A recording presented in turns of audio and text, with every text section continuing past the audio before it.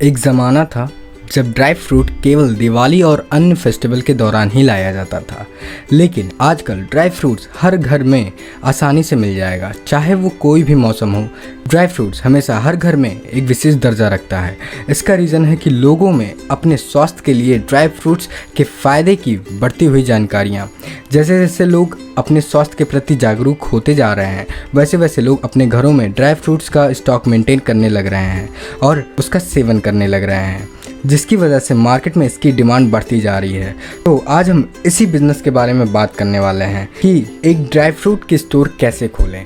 अगर आप एक ड्राई फ्रूट की दुकान खोलना चाहते हैं तो ये वीडियो आपके लिए है। इस वीडियो में हम आपको ये बताएंगे कि आपको इस बिज़नेस को ओपन करने के लिए कौन कौन से इक्विपमेंट्स लगेंगे, कितना प्रॉफिट लगेगा, कितना इन्वेस्टमेंट लगेगा और कौन कौन से लाइसेंस और रजिस्ट्रेशन करने पड़ सकते हैं। इन सभी बातों पर हम लोग बहुत ही डिटेल में चर्चा करने वाले हैं। सो हेलो एवरीवन, मेरा नाम शिवांग है और आज हम बात करने वाले एक नए बिज़नेस के बारे में, जो कि है ड्राई फ्रूट का बिज़नेस। तो ड्राई फ्रूट का बिज़नेस कैसे शुरू करें, सबसे पहले हम लोग यह जान लेते हैं कि ड्राई फ्रूट की मार्केट में डिमांड कितनी है। जैसा कि मैंने आपको पहले ही बताया कि पहले ड्राई फ्रूट विशेष अवसरों, विशेष फेस्टिवल्स पे ही आते थे, लेकिन आजकल ड्राई फ्रूट्स हर एक दुकान पे, हर एक जनरल स्टोर पे देखने को मिल जाता है। इसका रीज़न है कि लोगों में अपने स्वास्थ्य के प्रति जागरूकता, जैसे जैसे लोग जागरूक होते जा रहे हैं वैसे वैसे लोग ड्राई फ्रूट्स का सेवन करते जा रहे हैं। तो ये हो गई बात ड्राई फ्रूट्स के डिमांड के बारे में। अब हम बात करते हैं एक्चुअल में ड्राई फ्रूट होता क्या है। ड्राई फ्रूट यह ऐसे फल होते हैं जिनमें से पानी की मात्रा कम करके सुखाया जाता है। इस तरह के फ्रूट्स को हम लोग ड्राई फ्रूट कहते हैं, जैसे कि काजू हो गया, अखरोट हो गया, बादाम हो गया, किशमिश हो गया और सूखे अंजीर। ये सब कुछ सबसे पॉपुलर ड्राई फ्रूट्स हैं जिन्हें हम बिना रेफ्रिजरेशन के स्टोर किया जा सकते हैं या फिर करते हैं। ये बात हो गई कि ड्राई फ्रूट होता क्या है। अब हम बात करते हैं बेनिफिट्स ऑफ ड्राई फ्रूट। देखो, सभी ड्राई फ्रूट्स में फाइबर और एंटीऑक्सीडेंट की मात्रा ज़्यादा पाई जाती है, जिससे कि हमारा शरीर एकदम स्वस्थ रहता है और हमें हेल्दी बनाए रखता है। जैसे कि ब्लूबेरीज हो गए, क्रैनबेरीज हो गए, किशमिश, अंजीर एक्सेट्रा, ऐसे ड्राई फ्रूट्स हैं। इन सभी में फाइबर्स और एंटीऑक्सीडेंट की मात्रा ज़्यादा पाई जाती है और हमें हमारे शरीर को हेल्दी भी बनाती है, जिससे कि हमें ज़्यादा बीमारियों का सामना नहीं करना पड़ता। तो अब हम बात करते हैं कि एक्चुअल में हमारे टारगेट ऑडियंस कौन से हैं। हमारे जो मेनली टारगेट ऑडियंस है वो है स्वीट शॉप, मतलब मिठाई की दुकान, क्योंकि उनको भी काजू बादाम की ज़रूरत होती है जब वो अपनी मिठाई को बनाते हैं। मिल्क शेक शॉप, उनको भी काजू बादाम की ज़रूरत पड़ती है।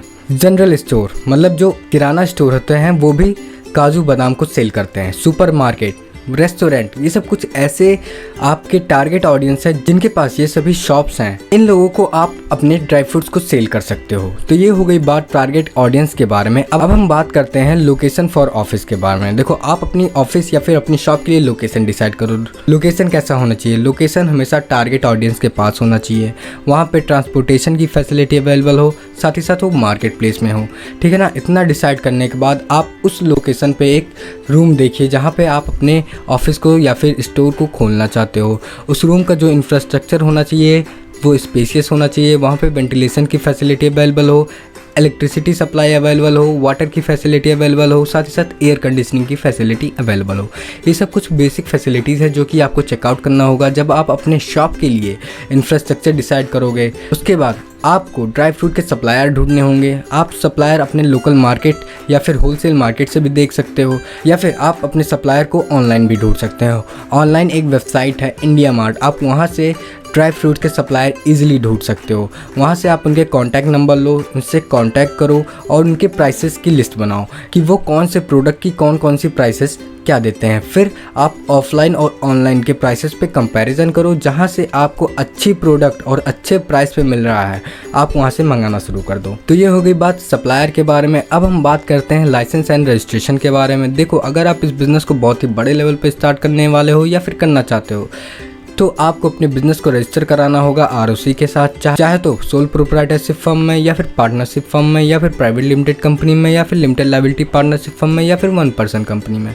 इन पांचों में से आप किसी एक में भी अपने बिजनेस को रजिस्टर करा सकते हो। लेकिन अगर आप इस बिजनेस को बहुत ही स्मॉल लेवल पर स्टार्ट करने वाले हो तो आपको इस बिजनेस को रजिस्टर कराना होगा एमएसएमई या फिर एसएमई के थ्रू, जिससे के थ्रू आप अपने बिजनेस को इजीली रन कर सकते हो। इस बिजनेस को शुरू करने के लिए आपको शॉप एस्टेब्लिशमेंट एक्ट के तहत लाइसेंस लेना होगा। GST कंपलसरी होगा, FSSAI के तहत भी लाइसेंस लेना होगा और भी कुछ बेसिक डॉक्यूमेंट्स जैसे कि rental agreement, current bank account, pan card, ISI certificate, ये सब कुछ बेसिक लाइसेंस और रजिस्ट्रेशन है जो कि आपको कराने पड़ सकते हैं जब आप इस बिज़नेस को ओपन करोगे। तो अब हम बात करते हैं रिक्रूटिंग स्टाफ के बारे में। देखो, किसी भी बिज़नेस को मैनेज करने के लिए आपको कम से कम 2 वर्कर चाहिए। वर्कर ऐसे होने चाहिए जिनके पास मैनर्स अच्छे हों, वो अपनी सर्विस में ट्रेंड हों, जिससे कि आप अपने कस्टमर को अच्छी सर्विस प्रोवाइड कर सको। और अगर आप अपने बिज़नेस की सेल्स को बढ़ाना चाहते हैं तो आपको अपने बिज़नेस की प्रमोशन मार्केटिंग करनी होगी। प्रमोशन मार्केटिंग कैसे करोगे? देखो, शुरुआत में आप अपने बिज़नेस की विजिटिंग कार्ड और पैम्पलेट को छपवा कर अपने लोकल एरिया में डिस्ट्रीब्यूट करवाओ, डिजिटल मार्केटिंग करवाओ। आप जो भी प्रोडक्ट बनाते हो या फिर सेल करने वाले हो या फिर सेल करते हो, उसका एक बाकायदा रिव्यू बनाकर अपने यूट्यूब पर अपलोड करो। आप अपनी इस ऑफलाइन सर्विस को ऑनलाइन लेके जाओ। कैसे लेके जाओगे? एक वेबसाइट को बनवाकर। वेबसाइट ऐसा होना चाहिए जिस पे भी जितने नए कस्टमर आए उनके लिए स्पेशल ऑफ़र, और जो रेगुलर कस्टमर हो उनके लिए अलग से स्पेशल ऑफ़र होना चाहिए। तो ये हो गई बात प्रमोशन मार्केटिंग से रिलेटेड। अब हम बात करते हैं प्रॉफिट इन अ मंथ के बारे में।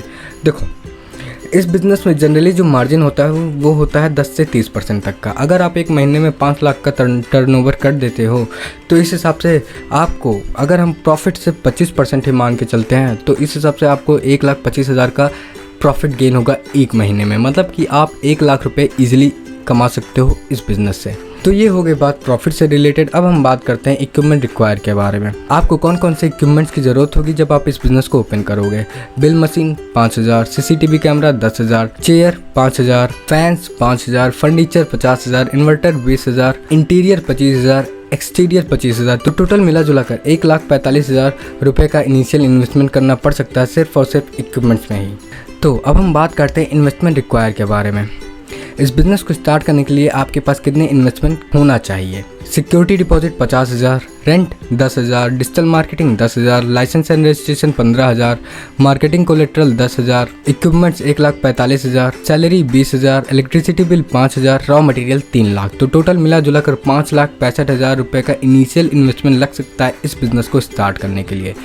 लेकिन अगर आप इस बिज़नेस को बहुत स्मॉल लेवल पर स्टार्ट करने वाले हो तो आपको 80,000 से लेकर 5 लाख तक का इनिशियल इन्वेस्टमेंट लग सकता है। और अगर आप इस बिज़नेस को बहुत ही लार्ज लेवल पर स्टार्ट करने वाले हो तो आपको 5 से 15 लाख तक का इनिशियल इन्वेस्टमेंट लग सकता है। So thank you everyone. अगर आपको ये वीडियो पसंद आता है तो इस वीडियो को लाइक कीजिए। अगर आप हमारे चैनल पर नए हैं तो इस चैनल को सब्सक्राइब कीजिए। सो थैंक यू, धन्यवाद, हैव अ गुड डे।